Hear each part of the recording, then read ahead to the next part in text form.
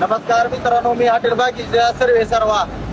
आज आपण बघू शकता आमच्या मराठवाड्यात असा पाऊस झालेला आहे.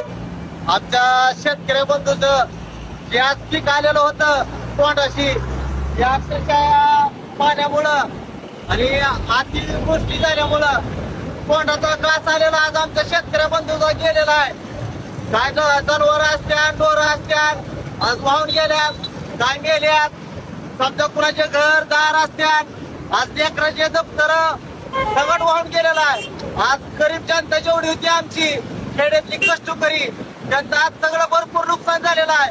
तर सरकारकडे एवढीच मागणी आहे की लवकरात लवकर याची नुकसान भरपाई भरून द्यावी शेतकऱ्याला.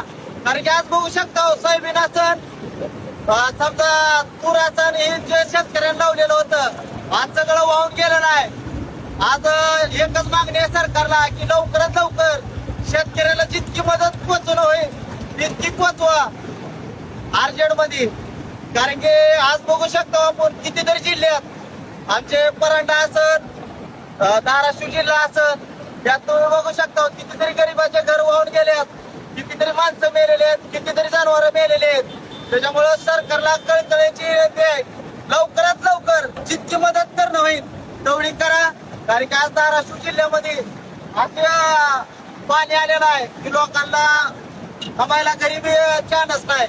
तर आज भीतीचं वातावरण सगळं पसरलेलं आहे. त्याच्यामुळं सरकारनं याच्यावर लक्ष देऊन धाराशिव जिल्ह्याकडे जास्त लक्ष केंद्रित करावं. कारण की आज शेतकऱ्याचा आल्याला टोणीशी घास सगळा वाहून गेलेला आहे. ही सोयाबीन आलती आज, ही सोयाबीन मी काय राहिलेलं आहे शेतकऱ्यांपाशी.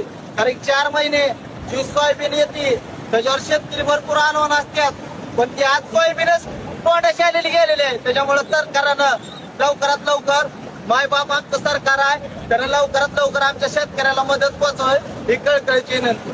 नाच करतो का हॉटेल भाग्यश्री धाराशिव जिल्ह्याचं ध्यान द्यायच लागते.